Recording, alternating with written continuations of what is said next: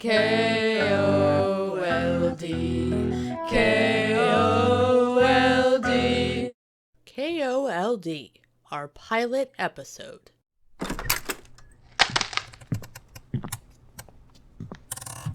There is a little-known college town that happens to be vital to my story through no merit of its own, a place where emerald greens and cloudy grays coexist. In this town, on a dull, rainy fall morning, Eleanor Krakowski walked into the third best radio station in 10 miles.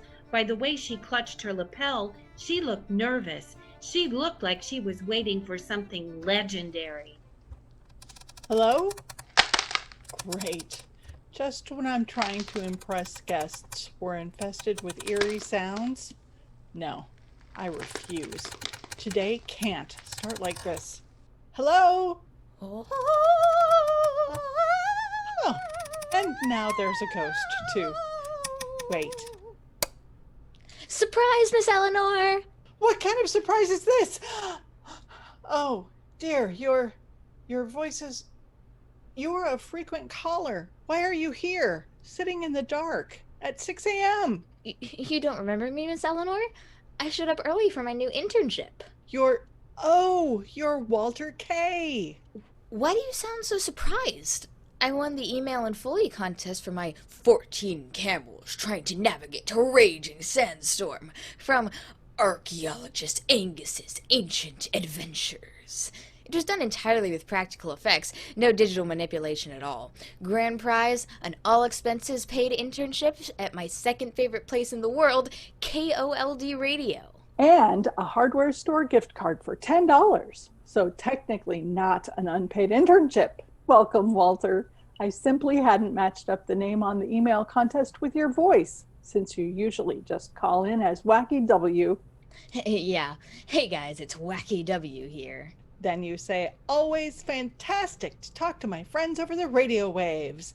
My question is... Miss Eleanor, you actually memorized what I say? No way.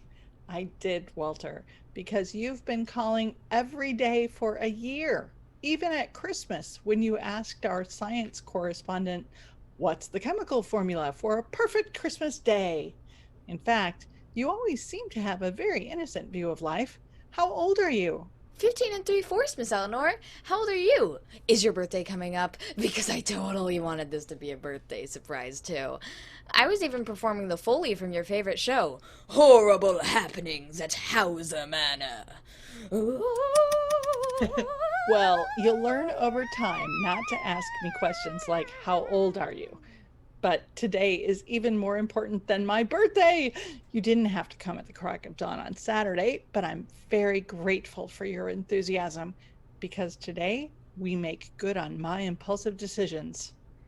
You're too professional for those. Maybe you thought they were impulsive, but really, they were brilliant business moves.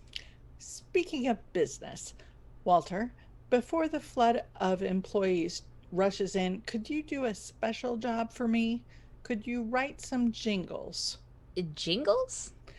I've been striking some deals. To stay on as part of our programming, our advertisers would like free, catchy, guaranteed to work jingles. They would play all the time, like the cigarette ads in radio dramas from the 50s, except they won't be for cigarettes because we have morals. But I'm your Foley intern. I'm not a composer. You want something like, Matches Land? That takes real genius. No, anyone can do it, except me, because I tried, and I ended up with Werner's Mortuary. Oh, brilliant. Makes me feel like someone's on my side through the burial process. Uh-huh. I wasn't even trying to plagiarize. Carmen's tattoos, ouch, ouch, ouch, ouch, ouch, ouch, ouch. Serving those big stacks, Al's Pancake House. Why are they all insurance companies? I spent 2 hours on that last one, so I've set the bar nice and low for you. Enjoy. But why are they asking for free jingles? Are they taking advantage of your kindness? Well, yes, Walter. Back to work. Yes, Miss Eleanor. A few extremely boring hours passed at the station. Eleanor was making phone calls to advertisers, but her disgruntled face showed she had lied to Walt. The advertisers were tired of throwing money into a bottomless pit and were indeed being kind to her. But she wasn't going to tell that to her only listener under 65.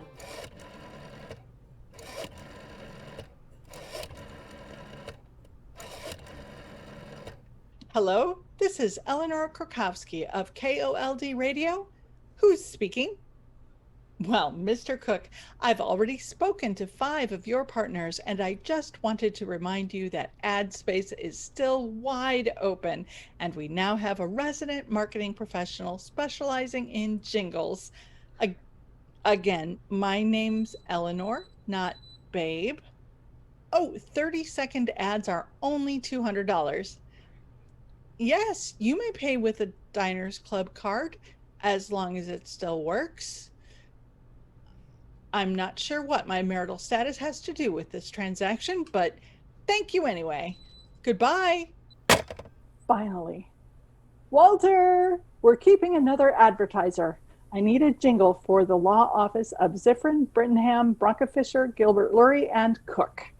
I just had to get to the last and loneliest partner. This is hard, Miss Eleanor. How's this? Owl's pancake, house, owl's pancake, house, pancake, pancake. It's Meow Mix. Sorry. I mean, like, based on the vibe I get, I don't think she's bankrupt yet. But it's never too late to scroll through LinkedIn aimlessly and feel inferior, right? Inferior? Most of the people on there majored in bullshitting. I actually know things. STEM major. Aha! Our flood of employees has rolled in. And what are they talking about? Bankruptcy. Just in general. Yeah, nothing specific. I'm grateful. Poppy, Bebo, this is Walter K. Oh, what an honor! What a rush! Hosts of No More Pseudoscience with Poppy, and Bebo here with every single voice on Radio Drama Hour. Walt, finally you're not just a disembodied voice. I could say the same to you! I feel like we're friends already.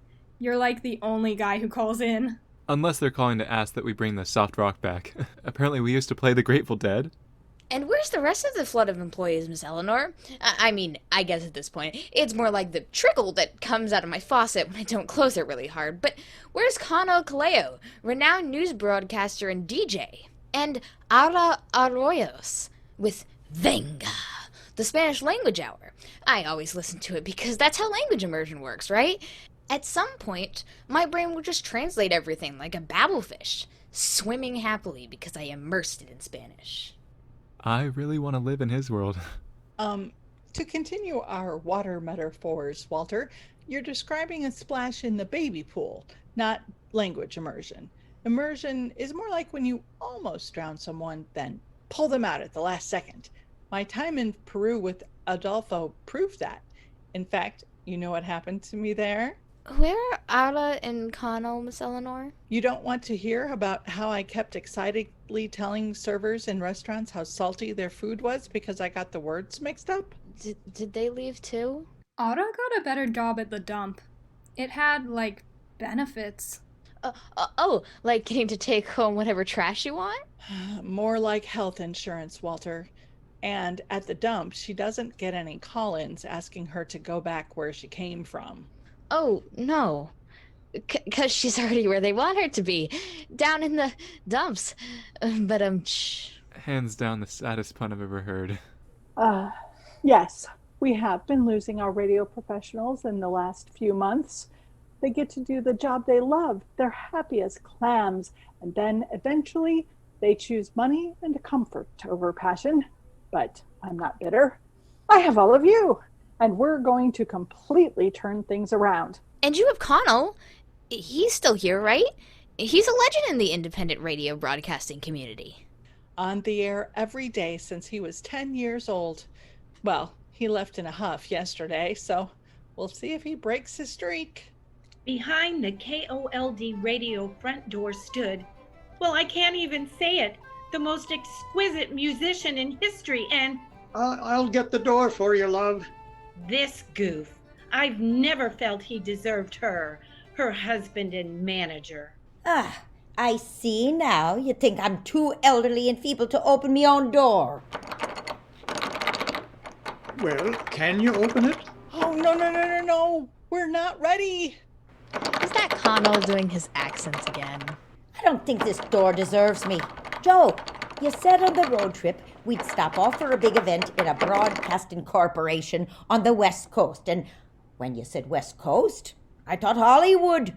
I didn't think of some manky little radio station in bloody Oregon. Well, love, it's an investment. I thought I'd invest $1 million or so in this radio station, and we could get a 10 or 20% return. $1 million! $1 million of my hard-earned dollars, of my sweat and tears, all to pay for that bleeding investing you've been doing in that dodgy old basement. Love, that's our world headquarters down there. That's business, just business. Ah, me arse and cattyberry. You can call it whatever you like. That is not Conall. It's my people. It's my investors. Cool. So, we're gonna open the door for them now? Because I locked it. I swear this'll be worth our time, love. Then why is the door locked? It should be one of those sliding doors like at the Hilton Hotel. I require those at any institution at which I'm a guest. That's rich for a common busker from Dublin. What'd you say? Oh, stop acting the maggot and open the door! But, love, I think the doors in America work different. Oh, well, I can't let them down, but I have to because you don't have any idea what we're doing. We are reinventing the station tonight, you understand? We are putting on a show for my investors, Mary and Joe. Do you want to know how I got the legendary last name free Irish singer Mary to take a chance on our station? I am only going to tell you once. Pure desperation. Whoa, it's Mary? I hate this place, I do. I just know I hate it already. I picked up all the old records and tapes we had, and I called the label of every one asking if they would support us. And they were the only ones who actually picked up. So we're showing them a good time with our new format. So many shows we used to have are gone, so what'll fill the time? We're bringing old-time radio dramas back to the mainstream, and you two will play the leading roles. Like Bebo and I? You know I'm a biologist, right? You aren't what you study, Poppy. Something deep inside you is crying out to be Sonya Winters. Hey, this could be fun. Eleanor handed the 3 whippersnappers crumpled scripts, typed on bright pink paper. They were not appealing, and I felt so mad at her for making Mary wait. And what'll I do? Foley! Write and perform jingles. Make sure you aren't plagiarizing. Now, everyone, stand somewhere and look busy. Yes, Miss Eleanor. Aus Pancake House. Eleanor bolted to the door and finally unlocked it. Hello, and welcome to KOLD Radio. Yeah, it won't be hard to look busy since you've just given me new pages with absolutely no warning. You're actually worried? Dude, does she have no standards? I won't have time to make a character profile or a beat sheet. Who even is this Brock Austin guy? I've never even read a script, and you want to make this professional? I bet our lab rats can act better than I can. I'm just excited to have a scene partner for once. Hello. Grand to meet you, I suppose. Yes, it is. Well, she means it is grand to meet you. That's true, but grand means fine.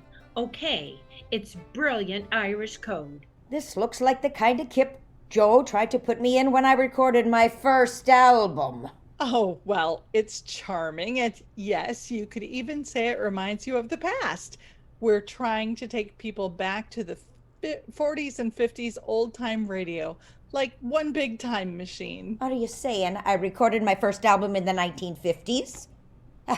You're gonna start off by taking the piss? To be fair, you did start off that way with her. Who's taking whose piss? I mean, rats. Female rats use urine to mark attractive male rats. But, like, Mary's talking about making fun of people. Who is she anyway? Oh, she's Mary. Just Mary. You have to kind of be a Celtic music nerd to like her stuff, but once you're into it, you're in for life. She has a voice like molasses. Oh, and she was part of Pagan Female for like 14 years. The group of angelically singing pageant queens / Disney princesses who play at all the regional concert halls constantly for some reason. Oh, you expect us to sit here and listen for 2 hours?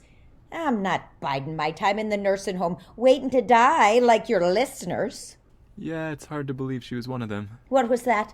I have perfect hearing as well as pitch, you know. Oh, Mary. Joe, these are the two playing the lovers in our little radio play we'll be showing you. Bebo Suncloud and Poppy Valley. Lovers? Well, I've skimmed the script and that does seem like an accurate description. Ah, young love. We were just like you, my wife and I, once upon a time. We're not in love. No, we just play romantic partners in the play. Or whatever we're doing. I was, like, roped into this whole thing. Shh, Poppy. Except I was more of a cracker than that little girl, and I'm sure I had a better voice. Oh, you were deadly, love. And Mary, have you forgotten about my chiseled looks, my biceps and... I've been trying to forget. I know what you mean. I don't like big muscles on men. They may be evolutionarily advantageous, but they're all bulgy and gross. And that's why you picked him, eh? I've got some bulgy things. Yeah, I mean, we're friends, but yeah. Yeah? Anyway, love, you know, I could outsing that young'un right here, right now. Ah, you could out anything her, love. Well, thank you, Joe. Well, it wasn't necessarily a compliment. Listen, if you want career advice in your acting careers from the legendary Mary, here's a wee tip. Don't get married. It ruins everything. Mary turned on her heel and flounced away, as if she were still wearing her emerald green dress from Pagan Female, instead of orthopedic shoes, khakis, and a bedazzled blouse. I suppose we agree to disagree on that one. That was harsh. Good thing we're not actually in love. Eleanor and Joe followed Mary like little corgis, trying to attract her attention again. Well, wasn't that a lovely chat?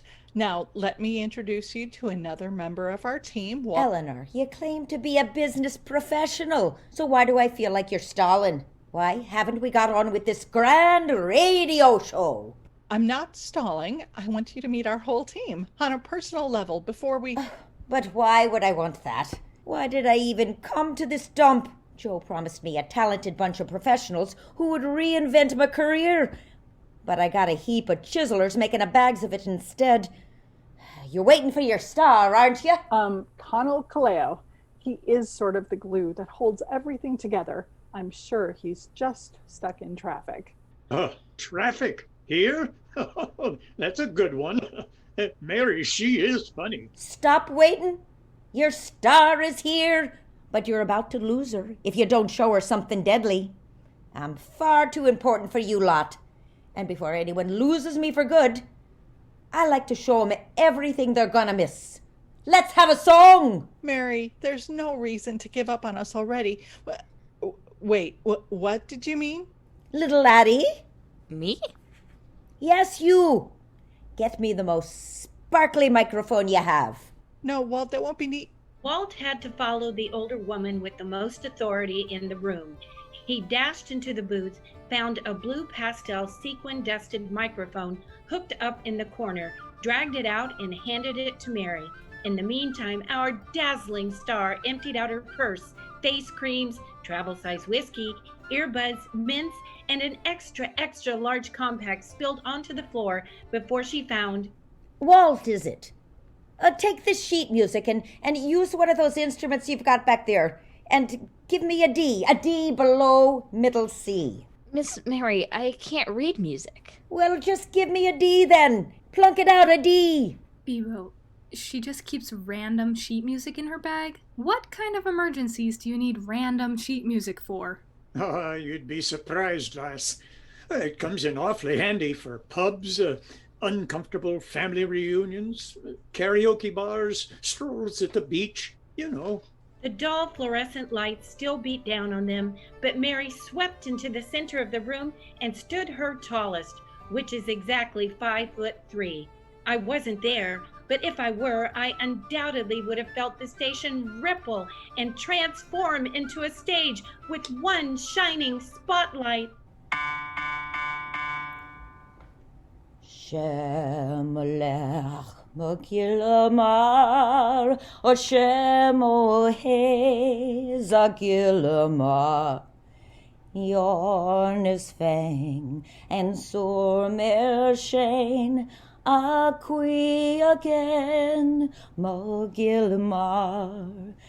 Bim Shabwan Aborskaklo, Equiga qui satorn in yo.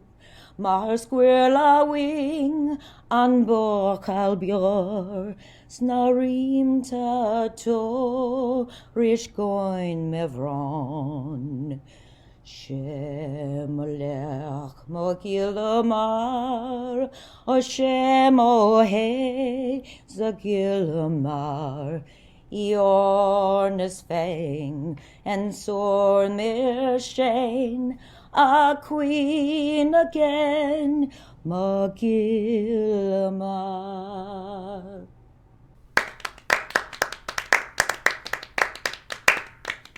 Wow. Wow. That was wonderful, Miss Mary. Yes, it was something. Thank you. Thanks for nothing, but thanks for listening anyway. My wife's a national treasure, you know. How come you never tell me that, you stupid caffler? Took you a while to come up with the insult that time, love. 'Cause you're just that indescribable. Yeah, indescribably lovely, I agree. So, Mary, surely you're glad to be here with a community of people who appreciate your artistry. Excuse me, let me just take that. It was a call-in, but why? Eleanor looked insecure as usual, dashing into the booth and answering the call.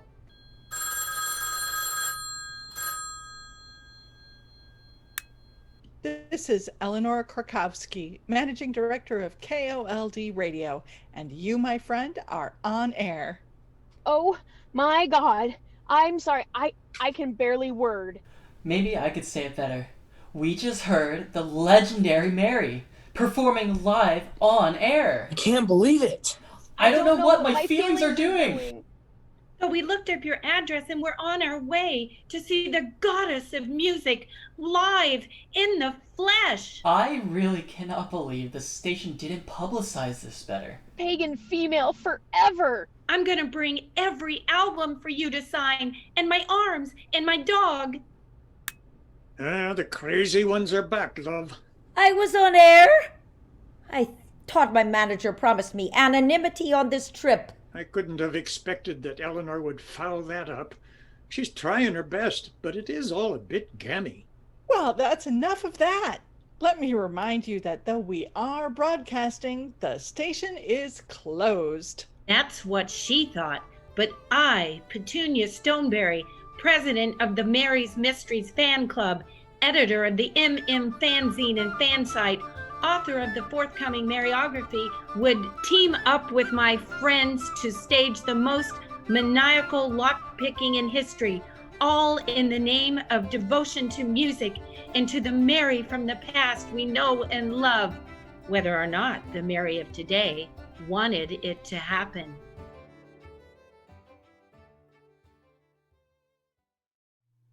Thanks for taking a chance on this work in progress. This episode is our launching pad, and future episodes will be more polished. KOLD is written, mixed, and directed by me, Isabel Rogers, with technical support by Tim Rogers and music by Val Haynes. This episode's cast: Scott Barkhurst as Joe, Trey Hammond as Bebo Suncloud, Greg Havton as Victor, Pamela Lehan Siegel as Mary, Amy Manley as Katie, Mary McCoy as narrator / Petunia Stoneberry, Emma Polini as Poppy Valley, Thor Rogers as Walter Kay, Dante Thonhart as Maximiliano, and Adrienne West as Eleanor Krakowski.